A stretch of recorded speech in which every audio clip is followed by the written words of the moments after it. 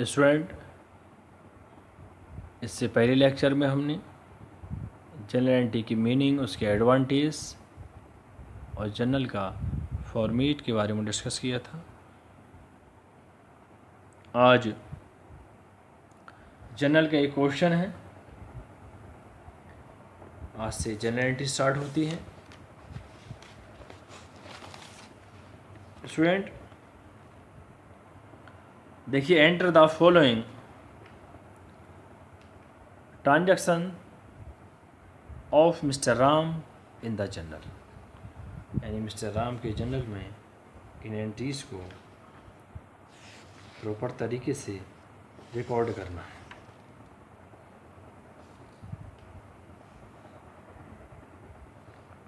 देखिए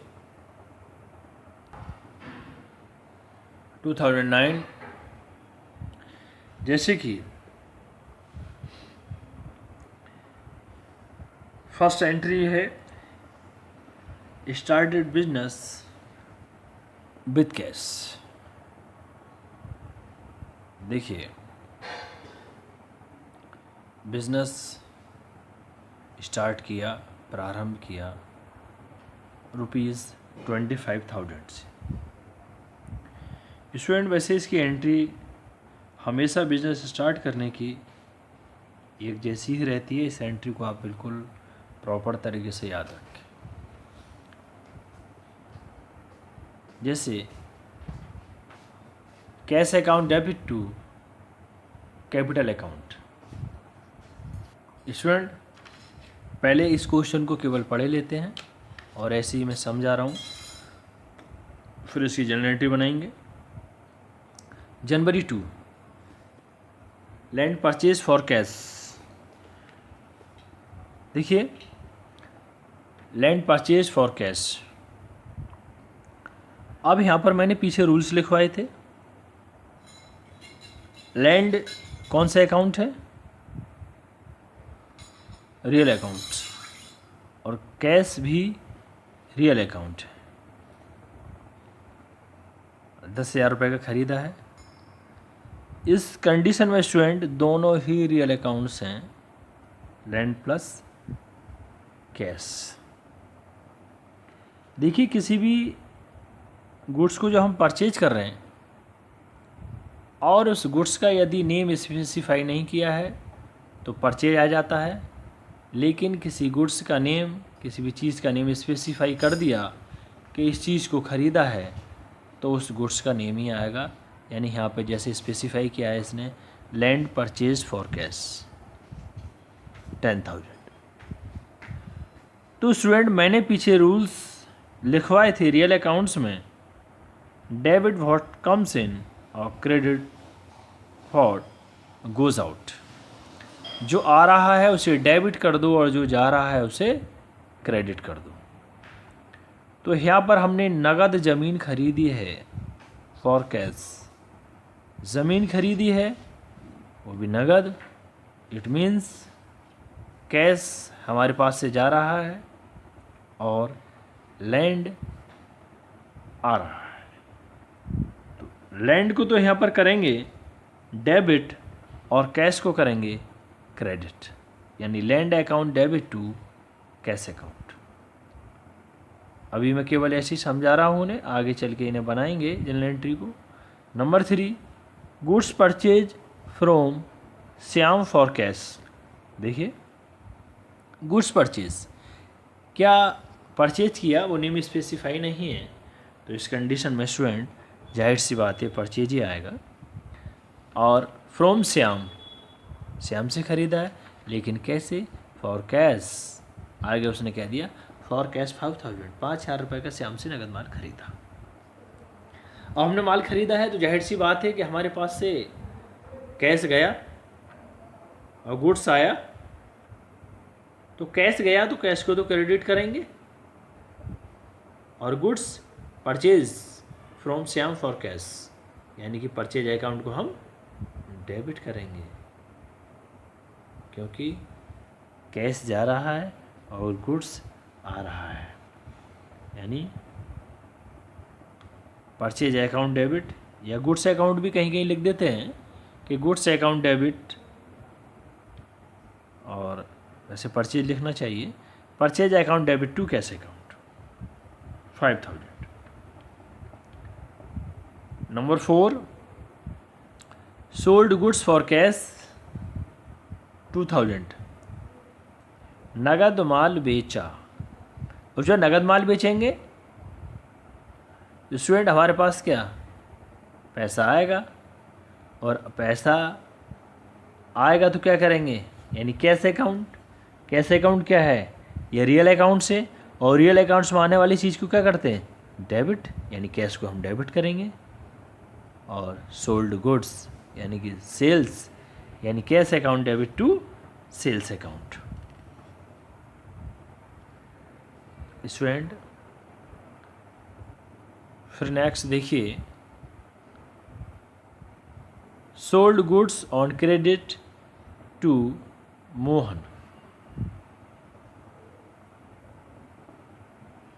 sold goods on credit to Mohan, Mohan को माल बेचा।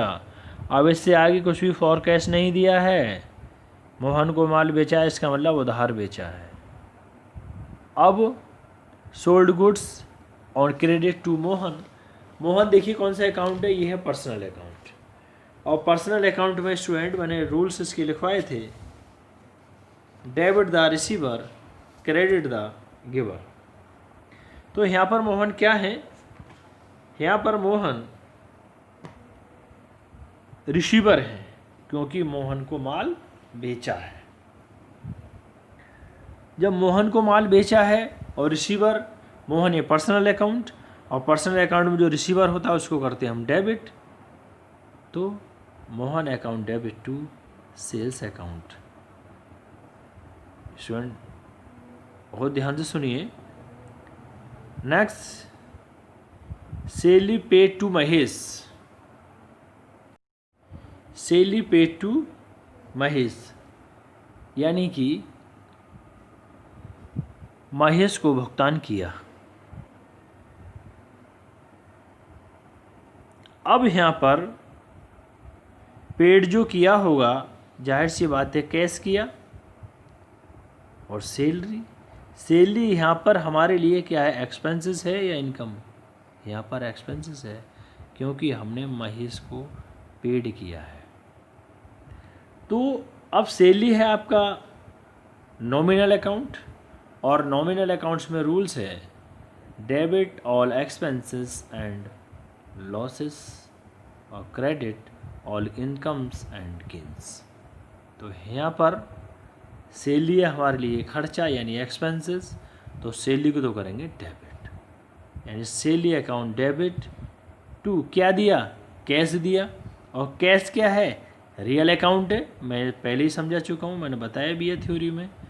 और जब रियल अकाउंट है कैश, और कैश जा रहा है हमारे पास से, तो जाने वाली की चीज़ को क्या करते हैं, credit to cash account. 1000 rupees है। और जनवरी 12, रेंट रिसीव्ड, अब क्या है, किराया प्राप्त किया।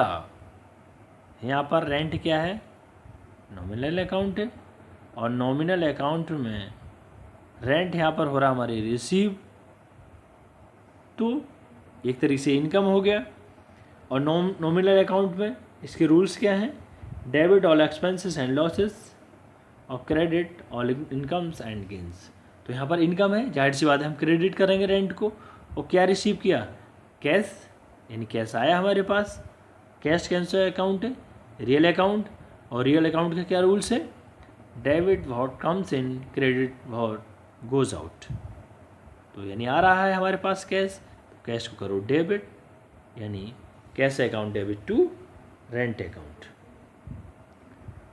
स्टूडेंट इसके बाद डोनेशन गिवन, दान दिया। तो दान यहाँ पर हमारे लिए एक तरीके से खर्चा है, और जब खर्चा कोई चीज़ है तो नॉमिनल अकाउंट है, और नॉमिनल अकाउंट के हिसाब से जितने भी एक्सपेंसेस हैं, जितने भी लॉसेस हैं, उनको डेबिट करते हैं। और क्या दिया हमने, कैश, तो कैश है रियल अकाउंट, और रियल अकाउंट में जाने वाली चीज़ को क्रेडिट करते हैं। तो स्टूडेंट देखिए, donation account debit to cash account, यानी डोनेशन हमने दी। अब स्टूडेंट इस क्वेश्चन को देखिए, अब सॉल्व करते हैं। सॉल्यूशन, इस फॉर्मेट है जनरल का पूरा, जनरल ऑफ राम। डेट, जो फॉर्मेट पीछे मैं बता चुका हूँ, डेट, पर्टिकुलर्स, LF यानी ledger folio, amount debit, amount credit. 2009 का है तो 2009 लिख दिया शुरू में, अब बार बार 99 लिखना नहीं पड़ेगा। जनवरी 1 को बिजनेस स्टार्ट किया है, तो बिजनेस स्टार्ट करने का मैंने बताया था student, cash account debit to capital account यही रहेगा। 25,000, 25 से डेबिट और 25 से क्रेडिट। अब स्टूडेंट इसकी नरेशन लिखते हैं, ठीक।